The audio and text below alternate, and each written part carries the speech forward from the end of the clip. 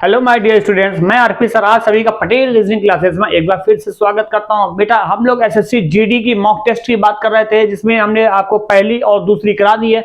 आज हम तीसरा मॉक टेस्ट आपके सामने लेकर आए हैं, लेकिन उससे पहले टाइम टेबल की बात कर लेते हैं। अब हम लोग की जीडी की जो क्लासेस होंगी वो कब कब मिलेंगी, अब आपको ज्यादा इंतजार करने की आवश्यकता नहीं पड़ेगी।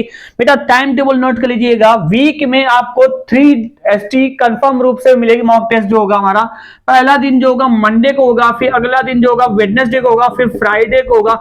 इस 3 दिन में आपको वीक मिलेगी। और संडे रहा बेटा, संडे को स्पेशल क्लास मिलेगी, जिसमें आपको एक चैप्टर कंप्लीट कराया जाएगा, पूरा संपूर्ण होगा, जिसमें 40 से 50 60 सवाल जितने भी होंगे तो सारे सवाल इसमें कराए जाएंगे।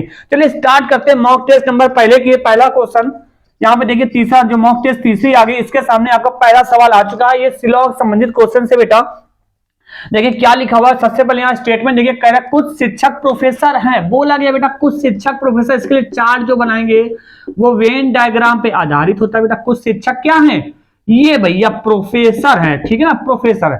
फिर इसके बाद क्या बोला गया, दूसरा देखिएगा, बोला जा रहा है कुछ प्राध्यापक शिक्षक है। जो कुछ प्राध्यापक हैं वो शिक्षक है, ठीक है, कुछ प्राध्यापक शिक्षक है। ये आपका फिगर बना, इसी फिगर को देखकर अपने कंक्लूजन को राइट या रॉन्ग बताना। अब देखिए यहाँ पे सवाल नंबर पहला का निष्कर्ष देखिए क्या लिखा हुआ है। लिखा है कि सभी शिक्षकों व प्रोफेसर, सभी प्रोफेसरों का प्राध्यापक होना एक संभावना है। बेटा हमने आपको बताया था, जब तक किन्हीं दो पर्सन के बीच में दुश्मनी न दिखाई गई हो और निष्कर्ष संभावना शब्द लगा हो तो आपको आंख बंद करके सही लगा देना है, कुछ नहीं सोचना है। या संभावना शब्द कहीं भी नेगेटिव स्टेटमेंट नहीं दिया है तो आपको आंख बंद करके पहला वाला निष्कर्ष 100% सही होगा। पहले के दूसरा, और दूसरा देख लो भैया, दूसरे में क्या कह रहा है। दूसरा कह रहा है कि वे सभी शिक्षक जो प्राध्यापक हैं प्रोफेसर भी हैं। वे सभी शिक्षक जो प्राध्यापक भी हैं क्या प्रोफेसर भी है, यानी ये पोर्शन क्या प्रोफेसर हैं, नहीं है। दूसरा गलत हो जाएगा इसमें, ठीक है ना। तो पहले में पहला सही होगा, दूसरा गलत होगा। इसी स्टेटमेंट के आधार पर सवाल नंबर दूसरे में भी देखो निष्कर्ष पूछा गया है। क्या लिखा हुआ है देख लीजिए, पढ़ लीजिए। कोई प्रोफेसर प्राध्यापक नहीं है। क्या कोई प्रोफेसर प्राध्यापक नहीं, इनके बीच क्या स्टेट में कहीं दुश्मनी बताई गई है, नहीं बताई गई ना। तो ये पहला वाला इसमें क्या हो जाएगा भैया, गलत हो जाएगा। दूसरा निष्कर्ष देखिए, दूसरे का दूसरा, इसमें लिखा है सभी प्राध्यापकों का प्रोफेसर होना एक संभावना। भैया इनकी कोई दुश्मनी नहीं है, संभावना शब्द लगा है तो ये क्या होगा, सही होगा। यानी पहले का पहला निष्कर्ष सही होगा, दूसरे का दूसरा निष्कर्ष सही होगा। जिन भाइयों ने श्लोक चैप्टर ना पढ़ा हो, हमारे प्लेलिस्ट में जाकर श्लोक का चैप्टर जरूर पढ़ लें, ठीक है ना भाई। चलो हो गया, समझ में आ गया होगा। आगे बढ़ते हैं बेटा। सवाल नंबर तीसरा देखिएगा क्या लिखा हुआ है। इसमें देखिए, इसके सबसे पहले निर्देश को पढ़िए बेटा। लिखा निम्नलिखित प्रश्नों में दिए गए विकल्पों में से विषम शब्द अक्षर संख्या समूह को चुनना है, ठीक है। तो भैया देखो, पहला ऑप्शन दिया मार्च, दूसरा दिया दिसंबर, तीसरा दिया बेटा जुलाई और चौथा दिया सितंबर। अच्छा बताओ भाई, मार्च 31 दिन की होती है नहीं, दिसंबर भी 31 का होता है, जुलाई भी 31 का होता है, बट सितंबर 30 का होता है, 30 दिन का होता है। तो आपका डिफरेंट क्या हो जाएगा, सितंबर महीना हो जाएगा, यानी चौथा ऑप्शन आपका सही होगा। क्लियर बेटा। चलो आगे बढ़ते हैं, सवाल नंबर 4 की तरफ देख लेते हैं बेटा। सवाल नंबर चौथा देख लीजिए क्या लिखा हुआ है। इसमें भी आपको क्या बताना है भैया, क्या बताना है, डिफरेंट बताना है और छाटा है। देखो पहला ऑप्शन है DCEB दिया हुआ है, दूसरा दिया PNQST दिया है, तीसरा दिया VKHGM दिया है और चौथा आपका WPZLS दिया है। बेटा देखो इसमें जो भिन्न है ना, आपको कहीं जाने की जरूरत नहीं है, पहला ही ऑप्शन भिन्न लगा देना। क्यों, क्योंकि पहले वाले ऑप्शन में कितने लेटर है, टोटल 4 लेटर है ना, जबकि बाकी सारे ऑप्शन में कितने लेटर है, 5 है ना। तो आपका भिन्न क्या हो जाएगा, पहला ऑप्शन इसमें भिन्न हो जाएगा। क्लियर बेटा। चलो आगे बढ़ते हैं। सवाल नंबर 5 आपके स्क्रीन के सामने आ चुका है। देखिए क्या लिखा है, ए ऑप्शन में क्या लिखा, 36-17 लिख लेते हैं ना, 36-17 ताकि आपको समझाने में आसानी हो जाए। दूसरा ऑप्शन दिया 48-21 है, तीसरा ऑप्शन दिया बेटा 56-25 और चौथा ऑप्शन दिया बेटा 68-31। ये माइनस नहीं है भाई, डैश लगा हुआ है ना। अब देखो इसमें क्या भिन्न हो सकता है, ध्यान से देखो बेटा। अगर मल्टीप्लाई करें 21 दूना 62, 62 में 6 जोड़ देंगे तो 68 हो जाएगा कि नहीं हो जाएगा। ऐसे देखो 25 दूना 50, 50 से 6 जोड़ दिया बेटा 56 हो गया। ऐसे 21 टू 42 और 42 में 6 ऐड कर दिया तो 48 हो गया। लेकिन यहाँ 17 टू 34 में 2 ऐड करने पर 36 आएगा, यानी बाकी सब में +6 हो रहा है, इसमें 2 ऐड हो रहा है, तो आपका भिन्न क्या हो जाएगा, डिफरेंट क्या हो जाएगा, ऑड क्या हो जाएगा बेटा, फर्स्ट ऑप्शन आपका ऑड हो जाएगा। ठीक है ना, आगे बढ़ा जाए, उम्मीद करते हैं समझ में आ रहा होगा। क्वेश्चन नंबर 6 देख लीजिए। क्वेश्चन नंबर 6 देखिए क्या कह रहा है, ये कैलेंडर का सवाल आ गया है, कैलेंडर भी हमने आपको पढ़ा रखा है। यदि किसी महीने की 23 तारीख को रविवार है, भाई देखो साफ साफ समझो, यदि किसी महीने की 23 तारीख को संडे है, ठीक है, तो 2 सप्ताह और 4 दिन पहले कौन सा दिन था, तो 2 सप्ताह और 4 दिन पहले। अच्छा, संडे का कोड आपको क्या बताया, हमने बता रखा हमने, या तो 0 होता है, या तो 7 होता है, या तो 14 होता है ना, तो दिन बढ़ा गया। अगर हम संडे कोड 7 मान लें तो 2 सप्ताह, अच्छा 1 सप्ताह में दिन कितने होते हैं बेटा, 7 ही तो होते हैं, तो 2 सप्ताह का मतलब 14 दिन हो गए, और 4 दिन यानी 14 4 18 आ गया, 2 सप्ताह 4 दिन है ना। अब 18 1 सप्ताह में बेटा कितने दिन होते हैं, 7 होते हैं, तो 18 दिन में कुछ सप्ताह हो जाएंगे, नहीं हो जाएंगे, 7 से डिवाइड करो, कितने हो गए, 7 दूनी 14, कितना रिमाइंडर बचा, 4 बचा, यानी 2 सप्ताह 4 दिन बचा है। तो ये 4 दिन क्या करना है, यही जो है आपको इसमें घटा देना है। 7 में 4 घटाओ बेटा, कितना बचेगा, 3 बचेगा। तीसरा दिन सप्ताह कौन सा दिन होता है, बुधवार होता है। पहला दिन सोम, दूसरा मंगल, तीसरा बुधवार, तो हमारा आंसर क्या हो जाएगा, बुधवार हो जाएगा, यानी सी ऑप्शन दिया है, तो सी में आपको क्या करना होगा बेटा, टिक लगा देना होगा। ठीक है, उम्मीद करते हैं समझ में आ रहा होगा। चलिए आगे बढ़ते हैं, सवाल नंबर 7 की तरफ आते हैं बेटा। बहुत ही बढ़िया सवाल आ गया। देखिए सवाल नंबर 7 में आपका क्या लिखा है, यदि शब्द की स्पेलिंग देख लीजिए, SOLEMNISED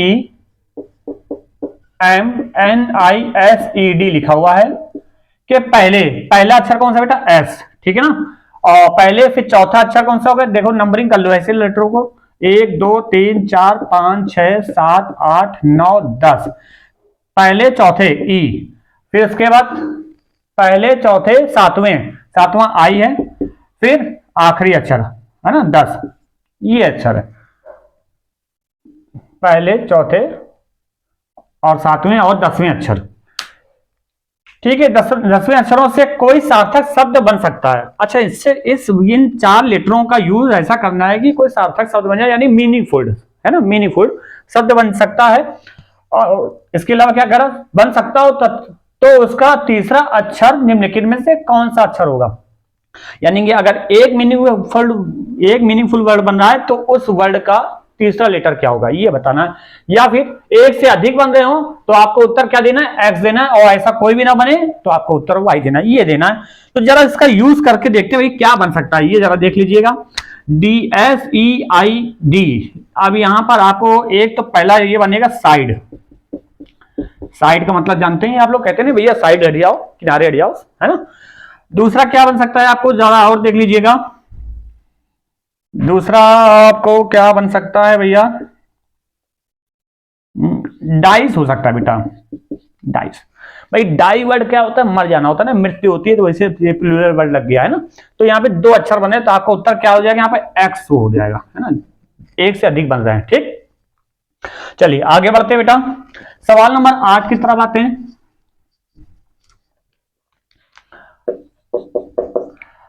8 नंबर देखिए क्या रहा, कुछ व्यक्तियों की पंक्ति में रोहित बाएं से 7वां, ठीक है, रोहित भाई बाएं से, यानी ये लेफ्ट साइड है, बाएं से रोहित भाई साहब 7वें नंबर पे, और विराट जो है भैया दाएं से चौथे स्थान पर है। यदि रोहित और विराट आपस में अपने प्लेसेस की इंटरचेंजिंग कर लेते हैं, आपस से बदल लिया, तो रोहित बाएं से 15वें स्थान पर हो गया, तो भैया रोहित जो है बाएं से 15 नंबर पर रोहित हो गए। ठीक है, तो विराट का स्थान दाएं से कौन सा होगा। अच्छा एक बात बताइए बेटा, बहुत ही सिंपल क्वेश्चन है, इतना कठिन नहीं होता है। लेकिन पहले रोहित भाई साहब जो थे बाएं लेफ्ट साइड से 7 नंबर पे था, नहीं था।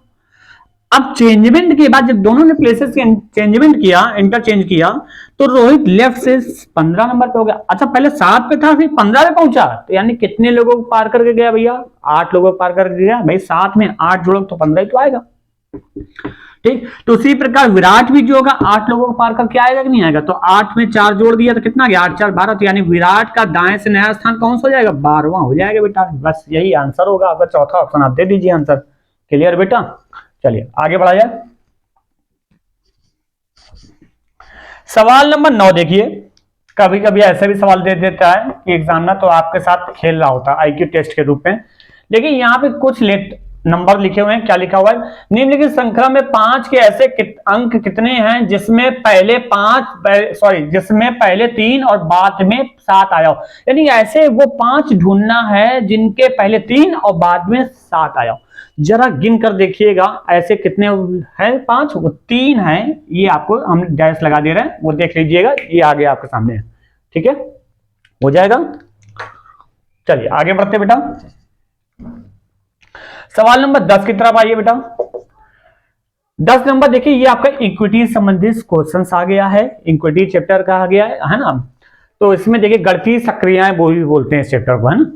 तो देखिए क्या इसमें पहले स्टेटमेंट दिया है, स्टेटमेंट में क्या लिखा हुआ है? N is less than A equal to T is greater than equal Z, फिर कॉमा है, फिर R is greater than equal T, फिर कॉमा है, Z is less than S. अब निष्कर्ष आपको कह रहा है, निष्कर्ष कह रहा है R is greater than N, दूसरा निष्कर्ष दे रहा है S is greater than Z. अब इन दो निष्कर्ष में कौन सा निष्कर्ष सही है ये बताना है, या दोनों सही है या दोनों गलत भी हो सकते हैं, ये आपको चेक करना है। तो स्टेटमेंट देखिए, यहाँ पे निष्कर्ष आपको क्या बताना, आर का एन से रिलेशन बताना। अब देखो भैया भाई साहब, आर आपका है कहाँ? यहाँ पर है। एन कहाँ है? यहाँ पर है। तो आर को एन से हम रिलेट करने के लिए क्या करें? तो ध्यान से देखो, आर टी से रिलेटेड है कि नहीं है? तो हम यहाँ पर क्या ले सकते हैं? देखो इतना उठा लो, इसको उठा लेते हैं। N is less than A equal to T, और आर जो है भैया टी से बड़ा या छोटा है, तो आर टी से बड़ा या छोटा है, तो यानी कि T is less than equal R. बोल सकते हैं, बोल सकते हैं। अब जरा गौर से देखो, क्या आर एन से बड़ा? अगर ये तीनों के तीनों बराबर मान लिया, अगर ये लेस देन भूल जाए छोड़ने के लिए, अगर बराबर भी मान लें तब भी 100% ए तो एन से बड़ा है ना। जब ए बड़ा है एन से, तो आर भी डेफिनेट रूप से बड़ा होगा कि नहीं होगा? तो पहला वाला निष्कर्ष आपका पूरी तरह से बेटा सही होगा। दूसरा क्या कह रहा है? एस जेड से बड़ा, वो आपको यहीं पर दिख रहा है बेटा, एस जेड से 100% बड़ा दिख रहा है। तो यानी यहां इसमें क्या होगा? दोनों निष्कर्ष आपके बेटा सही होंगे। तो कौन सा ऑप्शन लगा देंगे? केवल दोनों सही है, तो यानी दूसरा वाला आपका ऑप्शन सही है। क्लियर बेटा? चलिए आगे बढ़ते हैं। सवाल नंबर 11 पे आ जाइए बेटा। ये भी आपका इक्विटी संबंधित चैप्टर से है। देख लीजिए, इसमें भी स्टेटमेंट कह रहा है कि L is less than equal E equal to A is greater than P, comma Y is greater than E is greater than R. ये दिया गया है। ठीक, निष्कर्ष क्या दिया है? पहला निष्कर्ष देखिए क्या लिखा है, Y is greater than equal L, दूसरा दिया A is greater than R. ठीक, ये दिया है। ठीक है ना। अब y का l से रिलेशन निकालना है, तो y कहां है बेटा? यहां पर दूसरे क्वेश्चन में दिया है, और l आपका यहां दिया है। तो y देखो l से रिलेटेड है कि नहीं है? y e से रिलेटेड है, यहाँ पे l e से रिलेटेड है। तो बस इतना ही उठा लेते हैं हम लोग। यहाँ पे लिख लेते हैं, क्या लिख लें? y is greater then e, इस इक्वेशन को ले लिया हमने, और e जो है l से बड़ा है, तो e is greater than equal l। अब देखो, क्या y l से बड़ा दिख रहा है नहीं? y l से बड़ा या बराबर है क्या? देखो y जो है l से कंफर्म रूप से बड़ा है। क्यों? क्योंकि ये वाला जो साइन दिखा रहा है, इधर वाला जो भी होगा इन दोनों से बड़ा होगा। तो y 100% l से तो बड़ा है, लेकिन y l के बराबर नहीं है। क्यों? बराबर होने के लिए से यहाँ भी इक्वल टू लगा हुआ है, तो यहाँ भी इक्वल टू होना चाहिए, जो कि नहीं दिया गया। ठीक है ना। तो पहला वाला निष्कर्ष आपका क्या होगा? 50% सही है, 50% गलत है। और जब 50% होता है तो ऐसे में क्या करते हैं? गलत कर देते हैं। जब एक ही निष्कर्ष दिया हो, अगर इसी में दूसरा निष्कर्ष भी दिया हो तो वाई एल के बाद तो हम आइदर और कंडीशन बनती है। ठीक है ना। दूसरा देख लो क्या लिखा है, ए आर से बड़ा है। क्या ए आर से बड़ा है? देखो, ए का आर से रिलेशन निकालने के लिए ये एक क्वेश्चन उठाओ और ये क्वेश्चन उठाओ, बन जाएगा। देखो क्या लिखा है, ई बराबर ए, और ई जो है आर से बड़ा है, ई जो है आर से बड़ा है, तो यानी आर ई बड़ा हो गया। अब देखो ई बराबर ए है ना, तो ई अगर आर से बड़ा है तो ए भी आर से बड़ा है। तो हाँ, दूसरा निष्कर्ष में 100% सही दिख रहा है। भाई ए आर से बड़ा दिख रहा है, नहीं दिख रहा है? दिख रहा है। तो यानी कि आप यहाँ पर क्या होगा? दूसरा सही होगा, 11 का दूसरा सही होगा। आगे बढ़ते हैं बेटा, सवाल नंबर 12। देख लो भैया सवाल नंबर 12 देख लो, बहुत ही बढ़िया सवाल है।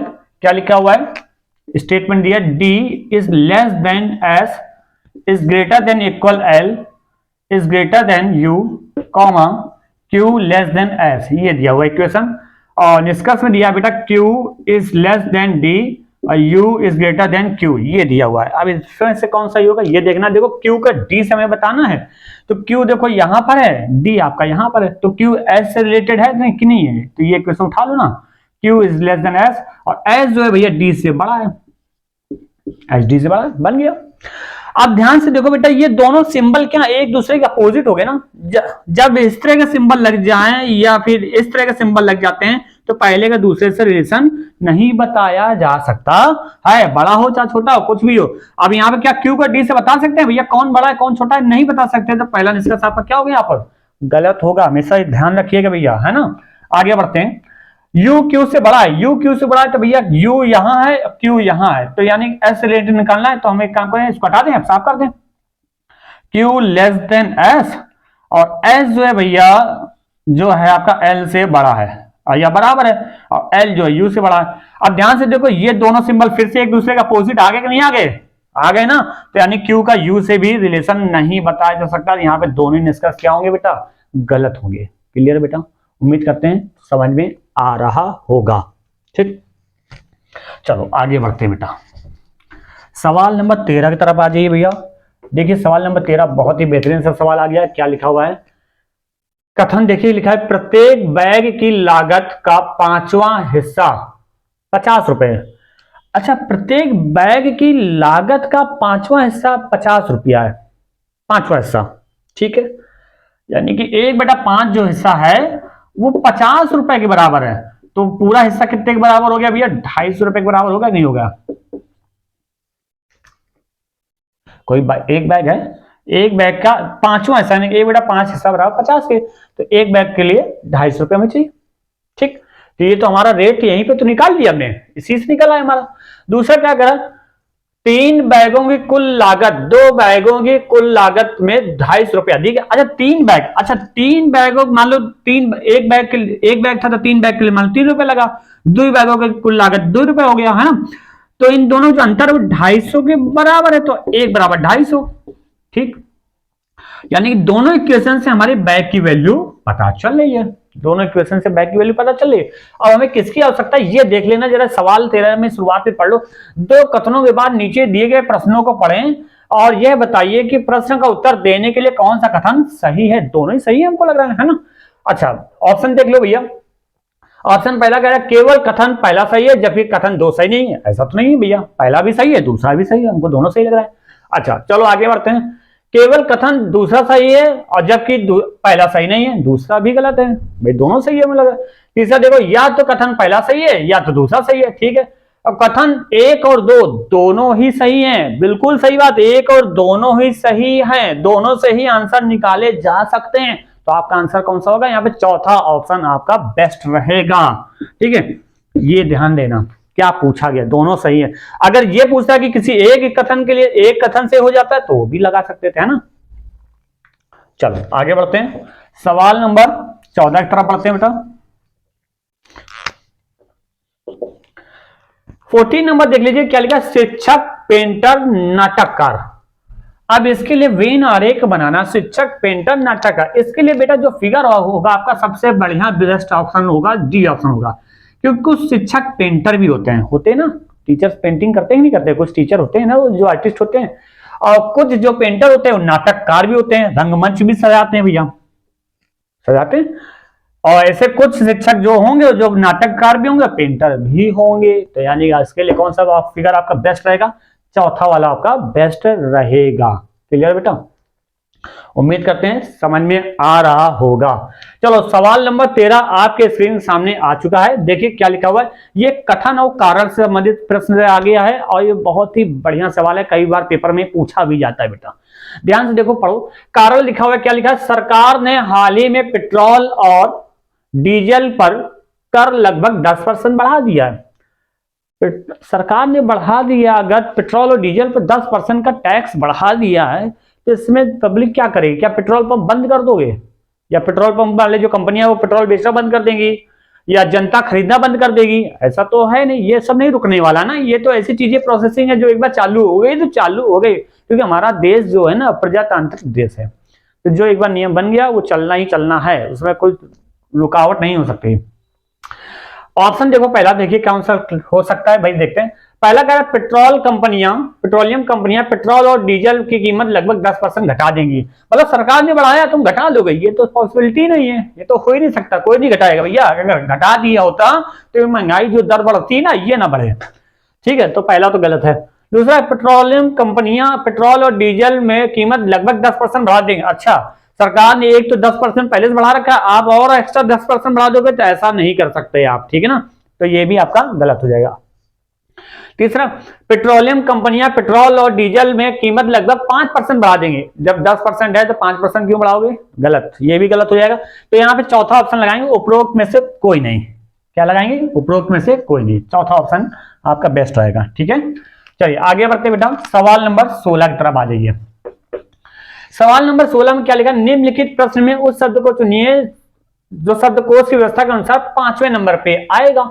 तो भैया 5वें नंबर पे आएगा तो देखो पहला ऑप्शन आपका लीक है, ठीक है, डिक्शनरी के अकॉर्डिंग लगाना है, ठीक है ना। दूसरा ऑप्शन क्या है बेटा? लील है, LEAL, ठीक है। तीसरा ऑप्शन क्या? लीन दिया हुआ है, ठीक है। और चौथा ऑप्शन क्या दिया बेटा? लीड दिया है, LEAD। और पांचवा ऑप्शन क्या दिया बेटा? लीफ दिया है। क्या दिया? लीफ दिया है। अब इसको डिक्शनरी के अकॉर्डिंग लगाना, जैसे आपने फोन की डिक्शनरी देखी होगी, पहले ए वाले सारे नाम होते हैं, फिर बी वाले होते हैं, फिर सी वाले होते हैं, फिर डी वाले होते हैं, ऐसे सीक्वेंस लगाना है। तो देखो बेटा, LEA सब में कॉमन है, तो 3 अक्षरों से तो हम फाइंड नहीं कर पाएंगे कौन सा पहले नंबर पे आएगा ना। तो अगले लेटर से देखें, चौथे नंबर से देखो, पहले सबसे पहले KLNDF, पहले नंबर पे कौन सा आएगा? डी वाला आता है, नहीं आता है? पहले नंबर पे हो गया। दूसरे नंबर पे F हो जाएगा, ठीक। तीसरे नंबर पे देखो KLN है, तो पहले क्या आएगा बेटा? K आएगा, तीसरे नंबर B हो गया।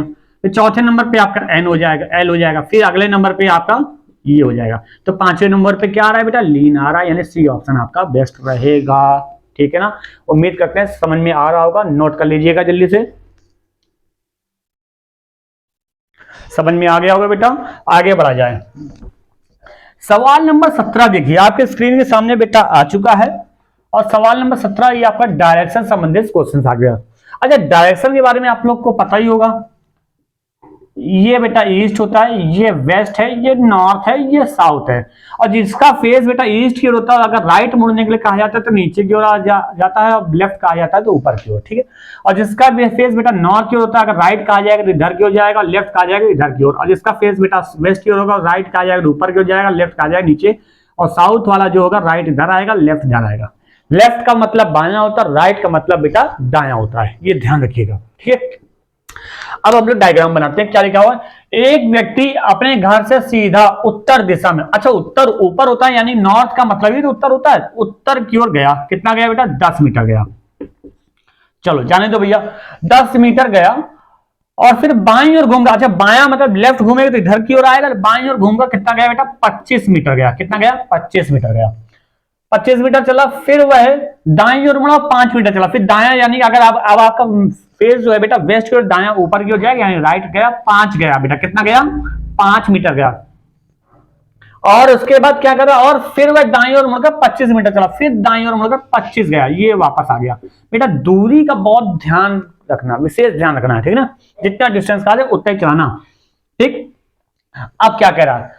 अब वह किस दिशा की ओर चला। अब देखो इसी में बेटा 2 सवाल बन सकते हैं। पहला, वह किस दिशा की ओर चल रहा है, सवाल इतना पूछा गया, तो यानी ये आपका फेस कौन सा है? ईस्ट की ओर है, तो आंसर क्या देंगे? पूरब दे देंगे, ईस्ट दे देंगे, ठीक है ना। लेकिन कभी कभी सवाल ऐसा ना पूछकर क्या पूछ लेता है कि वह बताइए कि अब वह प्रारंभिक स्थान से किस दिशा में, यानी स्टार्टिंग पॉइंट से किस प्लेस पर है। तो ये स्टार्टिंग पॉइंट से किस प्लेस पर है, तो उत्तर आंसर होता है। अभी तो आपका आंसर ईस्ट होगा, ये तो कंफर्म है। लेकिन सवाल अगर ये ना पूछकर, अगर ये पूछा है ना कि अभी वो किस दिशा की ओर जा रहा है, तो यहाँ पे आंसर पूरब देंगे। लेकिन अभी अगर ये ना पूछता, ये पूछता प्रारंभिक स्थान से किस दिशा में है, तो उत्तर देते हैं। या कभी कभी सवाल ऐसा पूछ लेते हैं, उसकी पीठ किस दिशा में है।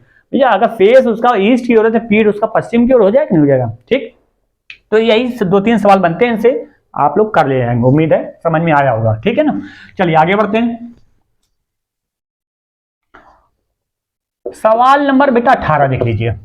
18 नंबर क्या है, ये आपका नंबर सीरीज से संबंधित क्वेश्चन आ गया। क्या लिखा है बेटा, 2/3, ठीक है, फिर कॉमा 7/9 है, फिर क्या दिया हुआ बेटा 12/15 दिया है, फिर क्वेश्चन मार्क है, फिर 22/27 दिया है। अब यहाँ पे क्या आएगा ये देखना है, चलो देख लेते हैं, कौन बड़ी बात थोड़ी ना है, हमें पता है आप लोग होशियार लड़का हो। देखो 2 में 5 जोड़ेंगे बेटा 7 हो गया, 7 में 5 जोड़ा 12 हो गया, 12 में 5 जोड़ेंगे बेटा 17 हो जाएगा, नहीं हो जाएगा, और 17 में देखो 5 जोड़ेंगे 22 हो गया। सीरीज समझ आ गई, ऊपर वाली, नीचे देख लो, 3 में 6 जोड़ा बेटा 9, 9 में 6 जोड़ा 15, 15 में 6 जोड़ेंगे 21, और 21 में 6 जोड़ेंगे बेटा 27, यानी कि आंसर क्या होना चाहिए 17/21 आंसर होना चाहिए, जो कि सेकंड ऑप्शन में दिया हुआ है। ठीक, आगे आते हैं, सवाल नंबर 19 की तरफ बढ़ते हैं बेटा। 19 नंबर देखिएगा क्या लिखा हुआ है, एक गोल मेज के, एक गोल टेबल के गिर्द, बेटा सीटिंग अरेंजमेंट का सवाल है, चलो बना लेते हैं। गोला खींच लिया, कितने लोग हैं, इर्द गिर्द निश्चित नियमित रूप से रखी गई है, ठीक है। कुर्सियों पर A B C D E और एफ, मतलब टोटल 6 आदमी है बेटा, जब भी 6 आदमी हो तो 3 लाइनें आपको खींच देनी है। कितनी लाइनें खींच देंगे, 3। जब उनका फेस सेंटर की ओर होता है ना भैया, तो हमेशा ध्यान रखना बेटा दायां ये चलेगा, ठीक है, और बायां ये चलेगा, और जैसे जैसे कहता जाएगा वैसे वैसे करते चलेंगे, ठीक। और कोशिश करना अगर डाउट वाला केस हो तो बेटा 2 फिगर जरूर बना के चलना, ठीक है ना, 2 फिगर बना के चलना। हम यहीं पे 2 फिगर आपको यहां बना देते हैं ना, छोटा सा ये हटा के यहां पे छोटा सा 2 फिगर बना देते हैं, ताकि कोई डाउट होगा तो कोई दिक्कत नहीं होगी, कंफ्यूजन नहीं आएगा, ठीक है। अब देखिएगा, पढ़ते हैं मेन कंडीशन, उसी क्रम में नहीं बैठे हैं। अच्छा आगे पढ़ते हैं, यह पाया जाता है कि ए जो ए है बी, ए बीच में है डी और एफ के, ए बीच में डी और एफ के, मान लो ए यहां है तो डी यहां होगा, एफ यहां होगा, एक कंडीशन ये हो सकती है। या ये भी हो सकता है बेटा ए यहां है तो एफ यहां कर लो, डी यहां कर लो, ये तो पलट सकते हैं आपस में, इसलिए हमने कहा 2 फिगर बना के चलना ताकि कंफ्यूजन ना हो। चलो आगे बढ़ते हैं, फिर कह रहा है ए बीच में डी और एफ के, सी विपरीत है डी के, सी विपरीत है डी के, बेटा डी अगर यहां है, विपरीत का तो सामने हो गया या अपोजिट मान लो, डी का जस्ट विपरीत क्या हो गया, सी यहां हो गया, डी यहां है तो सी यहां हो गया, इस फिगर में, दोनों फिगर में हो गया। आगे देखते हैं, डी के आगे का डी और ई पड़ोसी कुर्सियां नहीं है, यानी डी और ई अगल बगल नहीं बैठेंगे, तो यानी डी यहां है तो ई यहां नहीं होगा, फिर ई कहां होगा, यहां होगा, डी यहां है तो ई यहां नहीं होगा, ई कहां होगा, यहां होगा। अब एक ही नाम बच रहा है वो बी है तो बी यहां बैठा दो, ये बन गया आपका। देखो चेंज है कि नहीं है, थोड़ा वो तो चेंज होगा। चलो आगे बढ़ते हैं, देखो सवाल में क्या कह रहा है, अब कह रहा है कि पड़ोसी निम्नलिखित में से कौन सा कथन सत्य होगा, ठीक है। पहला देखो ए बी के विपरीत है, क्या ए बी के विपरीत दिख रहा है, ना इसमें दिख रहा है, किसी फिगर में नहीं दिख रहा है। दूसरा कह रहा है डी ई की विपरीत है, क्या डी ई की विपरीत है, नहीं दिख रहा है, ना इसमें दिख रहा है, ठीक है। तीसरा सी और बी पड़ोसी है, देखो क्या इसमें सी और बी पड़ोसी हैं, नहीं है, क्या इसमें है सी बी, नहीं है भैया। अगला क्या कह, बी और ई पड़ोसी हैं, बी और ई पड़ोसी, हाँ इसमें भी देखो बी और ई पड़ोसी है, इसमें भी देखो बी और ई पड़ोसी है, तो यानी आपका कौन सा ऑप्शन सही होगा बेटा, चौथा वाला ऑप्शन आपका सही होगा। क्लियर, दोनों फिगर में एक ही आदमी आएगा, ठीक। चलो आगे बढ़ते हैं,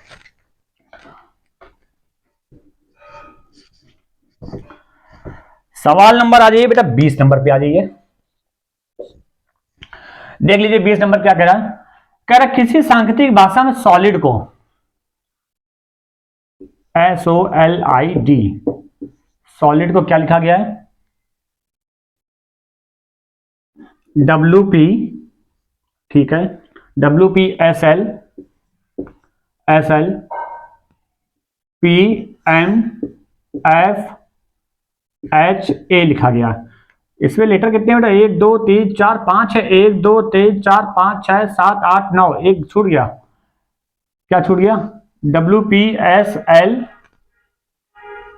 LPMFHA PMFHA।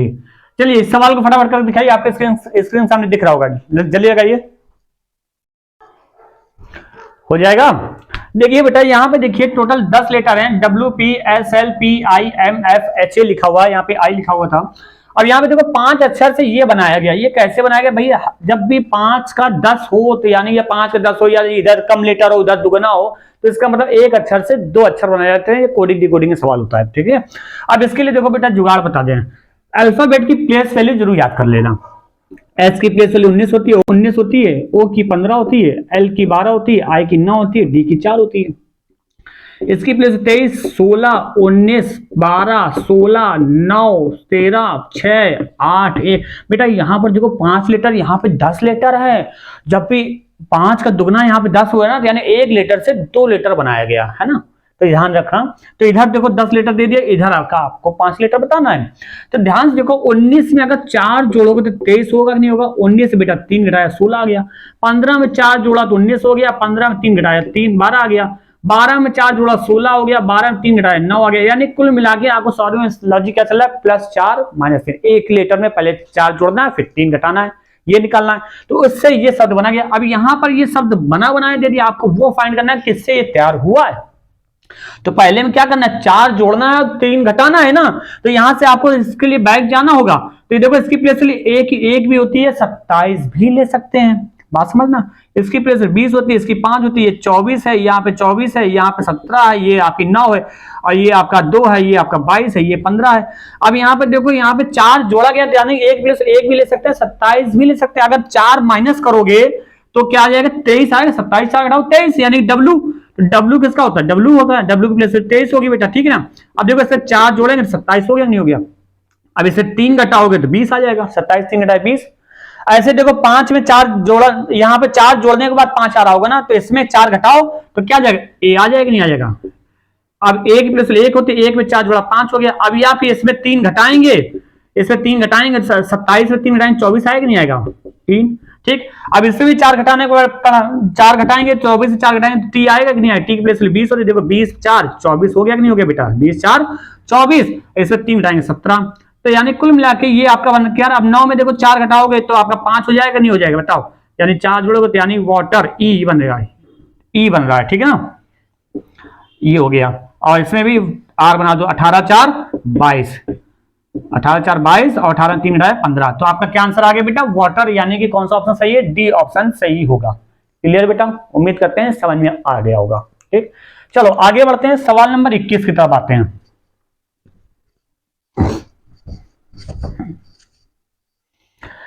21 नंबर देख लीजिए, ये आपका ब्लड रिलेशन से संबंधित क्वेश्चन हो गया बेटा। बहुत ही अच्छा सवाल है और देखते हैं क्या होता है। क्या कह रहा है, एक संयुक्त परिवार है, ठीक है, एक संयुक्त परिवार है, अच्छी बात है। एक संयुक्त परिवार होना बहुत अच्छी बात है भैया। जो परिवार संयुक्त ना रहे वो परिवार किसी काम का नहीं रहता है, ठीक है ना। जैसे किसी पेड़ की डालियां अलग जाएं, जड़ें अलग जाएं, पत्ते अलग जाएं, तो पेड़ कहाँ रह गया भाई, है ना। चलो देखते हैं। कह रहा है कि सदस्य हैं जिसमें सी एफ की बहन है, सी एफ की बहन है, ओके। सी जो है भैया एफ की बहन है, ये बहन है। तो भैया ये बहन है तो ये भाई हो सकता है, बहन भी हो सकती है, ये हमें अभी कंफर्म नहीं है। चलो आगे देखते हैं। और बी ई के पति का भाई है, बी जो है ई के पति, ये डाटा कहां रखें, बी ई के पति का भाई है। चलो ये डाटा हम कहीं छिपा लेते हैं, डायमंड लेते हैं। बी जो है ई के पति का भाई है, तो ई का कोई पति होगा, ई का कोई पति, उसका भाई कौन है, बी है, ये भाई है। और ये वाइफ हो गई, यानी ये वाइफ हो गई, ये हस्बैंड हो गया। अब कौन है यहाँ पे, ये नाम अभी हमें पता नहीं है, ठीक है। बी ई के पति का भाई है। चलो आगे बढ़ते हैं। फिर क्या कह रहे, डी ए का पिता है, डी ए का पिता है, डी ए का पिता भैया, डी को ए का पिता बनाना, हमें ये डाटा भी कंफर्म नहीं हो पा रहा है। डी ए का पिता, एक काम करते हैं यहाँ साइड में रख लेते हैं, डी ए का पिता है, डी जो है ए का पिता है। चलो ठीक है, डी ए का पिता है। आगे क्या कह रहा है, डी ए का पिता है और एफ का दादा है, मतलब डी ए का पिता और एफ का दादा है, यानी एफ का दादा यहां बनाना है। तो यानी ए का पिता कोई ए को बना दो, एफ का पिता ए बना दो, ए का पिता डी बना दो। देखो दादा बन गया कि नहीं बन गया, ठीक, एफ का दादा है। आगे बढ़ते हैं भाई, एफ का दादा है। परिवार में 2 पिता 3 भाई और 1 माता है।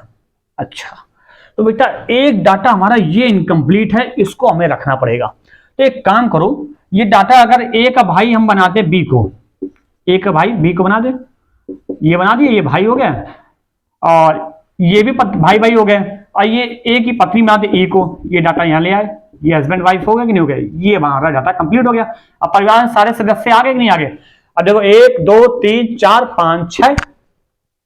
अब कहा गया परिवार में 2 पिता, एक पिता ये है, एक पिता ये है, 3 भाई, एक भाई, एक भाई, एक भाई, ये बना दो 3 भाई, एक माता, ई माता हो गई, एफ की, एफ और सी की माता हो गई, ठीक है, और एक माता है। तो बताइए माता कौन है, तो भैया माता कौन दिख रही है आपको, ई दिख रही है, नहीं दिख रही, ई माता है, बस लगा दो आंसर, खत्म कहानी, क्लियर। आगे आ जाइए बेटा, सवाल नंबर 22 नंबर, ये आपके स्क्रीन के सामने आ गया, ट्रायंगल निकालना, त्रिभुजों की संख्या निकालना। और हमने बेटा आपको काउंटिंग ऑफ फिगर के त्रिभुज कई बार पढ़ाए हुए हैं। जब भी इस तरह की आकृति होती है, जब भी इस तरह की आकृति, अगर इस तरह की आकृति बनी हुई है और इसमें आपको त्रिभुजों की संख्या निकालनी है, किसकी निकालनी है, त्रिभुजों की संख्या निकालनी है ना। देखो हम आकृति आपके सामने बना देते हैं,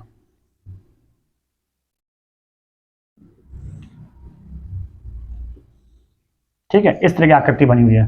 तो 1 2 3 4, 1 2 3 4, ज्यादा होगी, ये आकृति बनी है ना, ये आकृति आपकी बनी। अगर इस तरह की त्रिभुज की संख्या निकालनी हो तो आपको हम जुगाड़ बता दें, अगर गिनने बैठोगे ना बेटा तो गिनते रह जाओगे। इसके लिए जुगाड़ क्या होता है वो हम बता रहे हैं। जैसे यहाँ पे अभी इस बेस पे देखो कितने त्रिभुज बन रहे हैं, ये गिन लो, नंबरिंग कर लो, 1 2 3 4 कर लिया। अब इस ही नंबर को क्या करेंगे, रिवर्स करके लिख देंगे। बेटा ट्रिक बता रहे हैं हम आपको, तो 4 3 2 1, और जो 4 जो सबसे बड़ी संख्या है ना, उसके सामने अपने मन से क्या लिख देंगे, 1। नंबर सीरीज पढ़ा नहीं पढ़ा, पहले 1 जोड़ते हैं, फिर 2 जोड़ते हैं, फिर 3 जोड़ते हैं, फिर 4 जोड़ते हैं, ऐसे जोड़ते हुए बढ़ाएंगे, ठीक है। तो 1 में अब 2 जोड़ेंगे बेटा 3 आएगा, 3 में 3 जोड़ेंगे 6 आएगा, 6 में 4 जोड़ेंगे 10 आएगा, ठीक।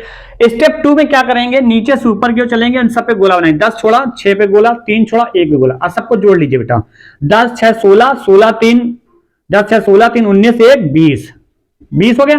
और जिन पे गोला बनाया उनको भी जोड़ लो, 6 1 7, कितने हो गए टोटल बेटा 27। तो इसमें त्रिभुज कितने होंगे, 27 होंगे, 27। देखिए ऑप्शन दिया होगा, पहला ऑप्शन दिया है, तो यही आपका आंसर होगा। जिन भाइयों ने हमारा ये चैप्टर ना पढ़ा हो, ट्रायंगल ना पढ़े हो, तो वो हमारा काउंटिंग ऑफ फिगर में जाके चैप्टर जरूर पढ़ लें। हाँ, उससे कुछ फिगर के बारे में नहीं बताया ट्रायंगल के, वो फिगर के बारे में हम आज की डेट में, आज की क्लास में आपको बता देते हैं, वो समझ लो। कुछ ट्रायंगल ऐसे भी आते हैं जो नया है। चलो साफ नोट हो गया।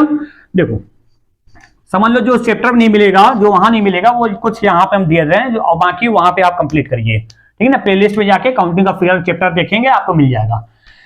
जैसा कि पहला ट्रायंगल इस तरह का अगर बना होता है, इस तरह की आकृति होती है बेटा, ऐसे अगर बनी हो इस तरह की, और आपसे पूछ लिया जाए बेटा इसमें त्रिभुजों की संख्या बताइए, तो इसमें त्रिभुजों की संख्या निकालने के क्या करेंगे आप, अगर गिनते हो तो 1 2 3, ये तो है नहीं, एक 4 हो गया, फिर एक 5 हो गया, फिर एक 6 हो गया, फिर एक 7 हो गया, फिर एक 8 हो गया, है ना। इस तरह से गिनते हो 8, ऐसे नहीं करना। अगर ऐसे गिनोगे तो बहुत समय लग जाएगा। आपको जुगाड़ बताते हैं, कितने ट्रायंगल बन रहे हैं, इस पर नंबरिंग कर लो बेटा, 1 2, इधर नंबरिंग करोगे तो 1 2 हो गया ना नंबर। जब 1 2 सिमिलर है तो आपको क्या करना है, ये जो 2 लिखा है ना, 2 की पावर क्यूब कर दो, 2 की पावर 3, कितना हो जाएगा 8, बस आंसर हो गया। क्लियर, समझ में आया होगा। इसी तरह का एक त्रिभुज हम बना रहे हैं, उसका आंसर जरा कमेंट करके बताइए मुझे।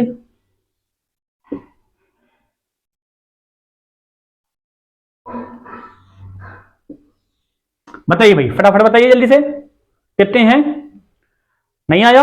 देखिए 1 2 3, 1 2 3 बराबर है ना, तो 3 है ना, तो 3 का क्यूब बेटा 27 हो गया। क्लियर। अगर इस तरह का फिगर दिया जाएगा तो आपको ऐसे कर लेना होगा, ठीक। चलो एक टाइप का और बता देते हैं ट्रायंगल, ताकि आपको स्पेशल कुछ नया मिल जाए, है ना, यूनिक हमारी। चलो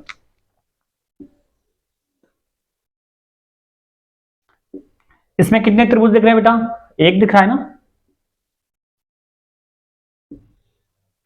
इसमें कितने त्रिभुज दिख रहे हैं, 2 दिख रहे होंगे, है ना। कितने दिख रहे हैं, 2 दिख रहे हैं, नहीं भैया देखो 1 2 3 4, एक बड़ा सा 5 है ना। ऐसे और अगर बता दें,